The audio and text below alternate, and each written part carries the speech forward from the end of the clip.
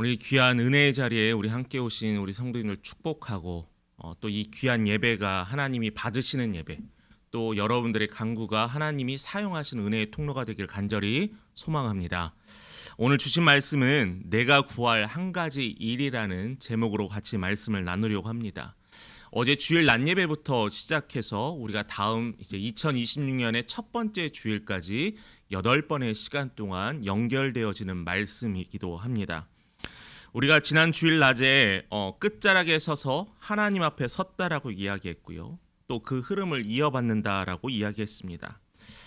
이 시점에 우리는 항상 이야기하고 생각을 합니다. 사실은 이 마지막 시간대게 되면은 우리가 막 바쁘게 무엇인가를 향해서 뛰려고는 하지 않습니다. 왜냐하면은 새롭게 시작하는 것은 조금 뒤라고 항상 생각을 하고 있기 때문이죠.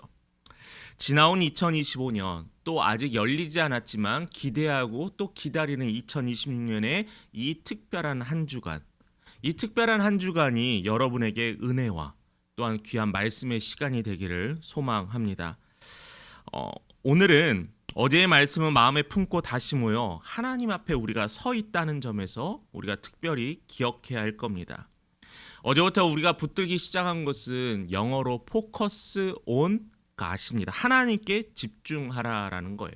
그래서 어제 특별하게 제가 하나님께서 강조했던 말씀은 여러 가지를 다 하는 것보다, 분산되는 것보다 집중하는 시간이 우리에게 주어진 지금의 시간이라는 거죠.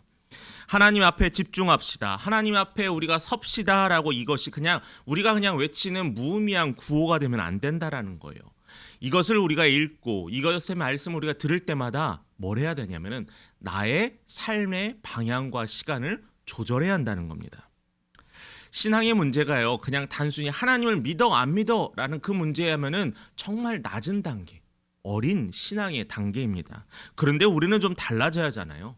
하나님은 여기에서 우리에게 신앙의 문제는 무엇이냐 그랬을 때 내 시선과 내 마음이 주를 향하고 있느냐, 그 질문에 나는 아멘이라고 답할 수 있어야 하는 믿음에 이르러야 한다는 겁니다.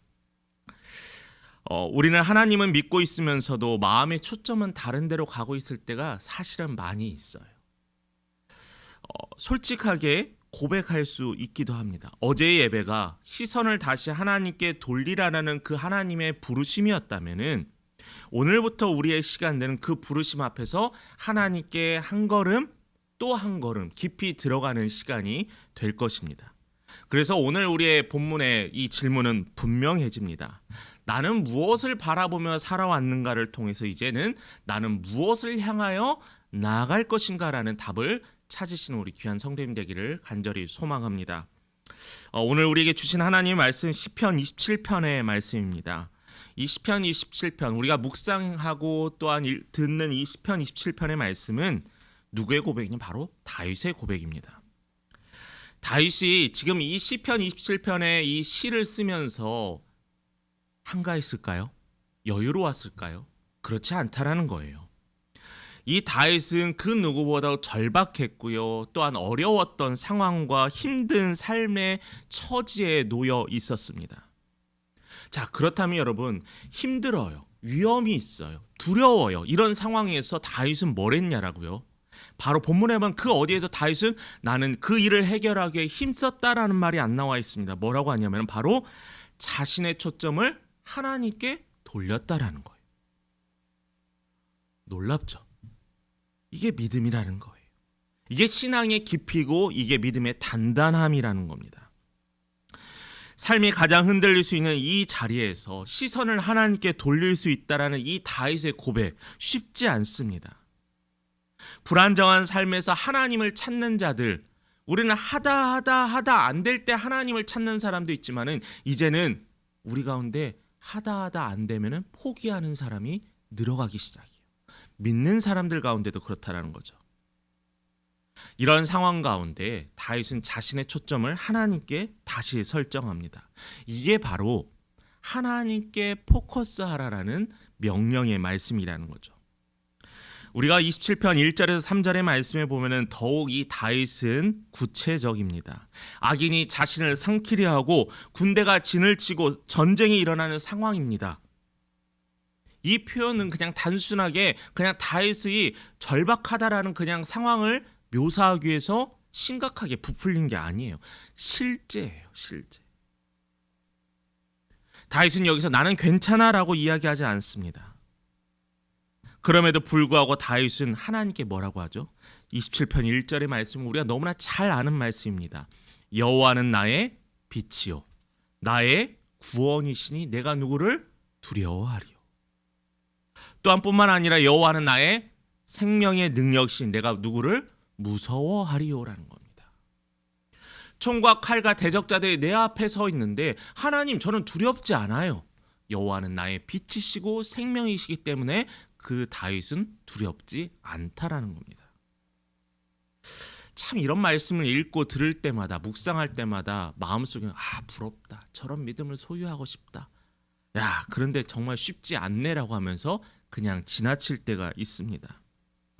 우리가 지난 대림절기를 지키면서 뭐에 대해서 많이 들었죠? 바로 빛에 대해서 나누었습니다. 빛은요 어둠을 없애는 동시에 가야 할 길을 보여줍니다. 다윗은 이 혼란스러운 상황 속에서 내가 길을 잃지 않는 것은 하나님이라는 믿음의 고백이라는 거예요. 뿐만 아니라 하나님을 구원이라고 부르게 되었습니다. 이것은 뭐냐면은 나의 삶의 전체를 주관하시고 그 구원의 대상자, 구원하실 수 있는 온전한 분은 여호와 하나님밖에 없다라는 거예요. 만약 여기에서 다윗이 죽었어도요, 다윗은 하나님께 그렇게 고백했을 겁니다. 스데반이 순교하면서 하나님께 고백했던 장면을 보세요.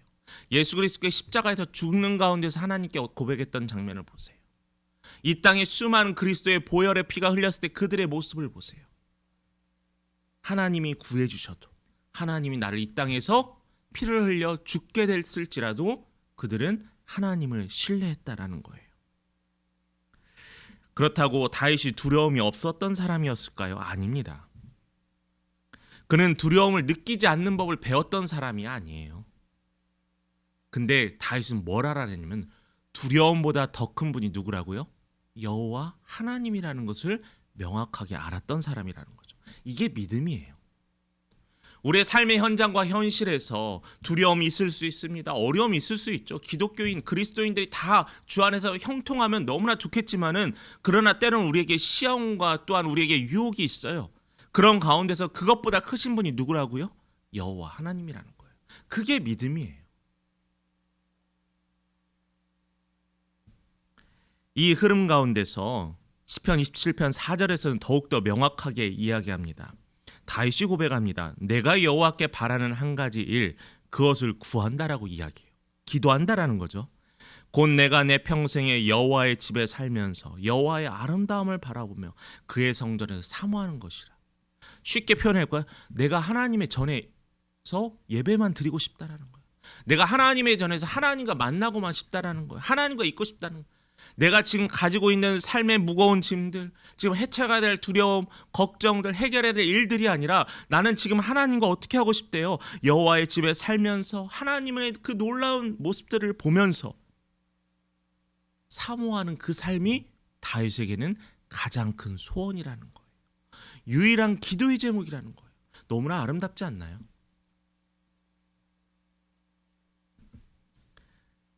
봐봐요. 어제 이야기했던 것처럼 다윗은 분산하지 않았어요. 해결해야 될 일들이 너무나 많았지만 다윗은 분산하지 않았어요. 여러 가지의 힘을 나눠 쓰는 것이 아니라 이 어려운 상황일수록 분산하지 않고 오로지 하나님께 집중했다라는 거예요. 자, 이 말씀을 계속 우리에게 알려주는 하나님의 뜻이 있지 않을까요? 문제를 돌아서 나에게 다가오지 말고 내가 이미 너희에게 말씀을 하였잖니. 내가 이미 다윗을 통하여서 보여주었자니 이제는 너가 나를 먼저 바라보아라라는 거예요. 이 특별한 한 주간의 하나님의 말씀에 어떤 말씀을 전할까요? 기도하면서 어떤 주제로 전할까요? 주제를 구하면서 했던 것은 우리의 시선이 하나님께 집중해 가는 거였어요. 다윗이 그 한 가지로 구했다라는 겁니다. 그의 적이 사라지기를 구하지 않고 상황이 안정되기를 구했던 것이 아니라 그는 문제보다 하나님을 먼저 선택했고요. 결과보다 하나님과 더욱 깊은 관계를 선택했다라는 거예요. 여기에서 우리는 예배의 아주 중요한 정의를 하나 또 살펴볼 수 있습니다. 성경에서는 예배를 드리면 문제가 해결된다라는 구절이 나와 있지 않아요. 자, 예배 드렸더니 만사가 형통하리라. 아닙니다. 예배는요, 하나님을 이용하기 위한 수단이 아니에요. 예배는요, 하나님과의 관계가 회복되는 자리. 찬양으로요. 우리가 예배를 시작하면 사도신경으로 우리의 믿음을 고백하면서요. 하나님께 기도하면서요. 하나님의 말씀을 들으면서요. 우리는 하나님과의 멀어졌던 관계와 흩어졌던 초점이 다시 하나님께 집중되어지는 것이 이 예배의 목적이에요. 다윗은요, 하나님 제가 예배를 드렸으니까 저의 상황을 해결해 주세요라고 하지 않았어요. 그의 삶 속의 예배로서 예배 가운데 하나님을 모셨다라는 거죠. 그래서 그게 바로 다윗이 하나님께 칭찬받을 수밖에 없는 이유였다라는 겁니다. 그래서 4절에 뭐라고요? 여호와의 아름다움을 바라본다라고 했어요. 예배의 본질이에요.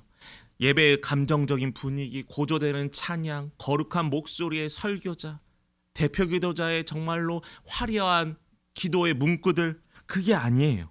하나님 자체라는 거죠. 찬양 잘할 수도 있습니다. 못할 수도 있습니다. 정성껏 준비하는 거랑 잘하는 거랑은 좀 다른 것 같아요. 이 말씀이 저에게도 위로가 되고 우리 성도님들에게도 위로가 되길 소망합니다. 대표기도요. 2026년부터 우리 함께 걷는 교회가 대표기도의 시간을 가지려고 합니다. 걱정되겠죠. 두렵겠죠. 떨리겠죠. 근데 여러분, 대표기도요. 기억에 잘 안 남아요. 아, 저 집사님이 대표기도 지난주에 전회용했는데 기억 안 남아요. 그냥 우리는 그 마음에 같이 아멘으로 합하면 되는 거예요. 또한 뿐만 아니라 다윗은 4절에서 뭐라고 했어요? 사모한다라고도 표현했습니다. 다윗은 예배를 통해 하나님 앞에 머무르고요. 하나님이 누구이신지를 확인했습니다. 이것이 신앙의 성숙이죠. 상황은 변하지 않을 수 있습니다. 상황이 그대로일 수 있어요. 나의 대적자들은 내가 이 시간에 하나님께 예배를 드리고 다윗이 하나님의 성전에 기도하는 가운데 그가 그 밖에 나갔을 때 그의 대적자들이 아직 그를 기다릴 수 있습니다. 그러나 그가 하나님과 함께 했더니, 하나님을 사모하고 하나님의 아름다움을 확인했더니 모든 것이 변화되게 되었다는 거죠. 여기서 우리의 일상을 잠시 돌아보고 싶습니다. 우리가 여러분 한 해 동안 돌아보면서 얼마나 많은 문제들을 접하며 살았습니까? 걱정할 일도 많았죠. 비교도 됐습니다. 불안한 미래도 있었고요. 자녀들 때문에 걱정도 했고요. 남편과 아내 때문에 걱정도 합니다. 뿐만이겠어요. 우리의 삶 속에서 얼마나 많은 것들이 있었습니다. 그러니까 우리의 마음과 생각은요, 쉴 시간이 없는 거예요. 그런데 우리는 되돌아올 때 하나님께 이렇게 집중했던 시간은 얼마나 되었냐라는 거죠. 5절과 6절에 보면 다윗은 그의 삶의 예배에서 얼마나 그의 삶에 어떤 열매를 맺었는지 고백합니다. 5절의 말씀에 여호와께서 환난 날에 나를 그의 초막 속에 비밀히 지키시고 그의 장막 은밀한 곳에 나를 숨기시며 높은 바위 위에 두시리로다. 이제 내 머리가 나를 둘러싼 내 원수 위에 들리리니 이제 내가 그의 장막에서 즐거운 제사를 드리겠고 노래하며 여호와를 찬송하리로다. 문제가 해결되지 않았음에도 그는 여호와를 어떻게 한대요? 찬송하리라는 거예요.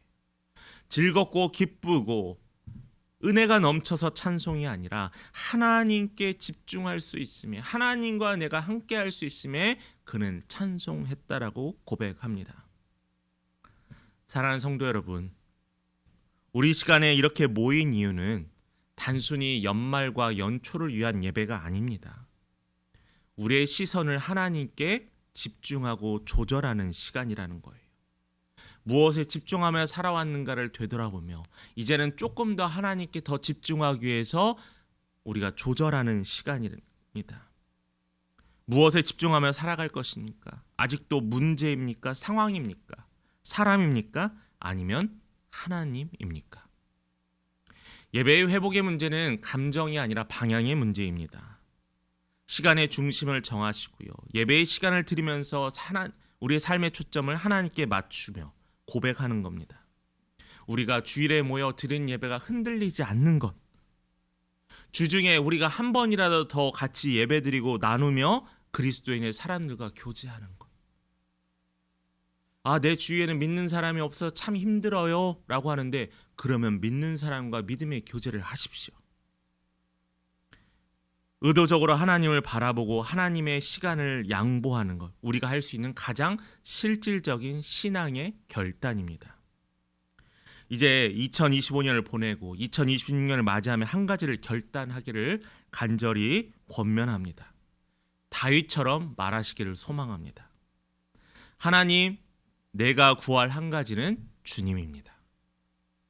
이 믿음의 고백이 여러분의 고백이 되기를 소망합니다. 이 한 가지의 집중이 여러분들의 삶을요, 새로운 하나님의 아름다우시고 거룩하신 그 자리로 여러분을 초대하실 것입니다.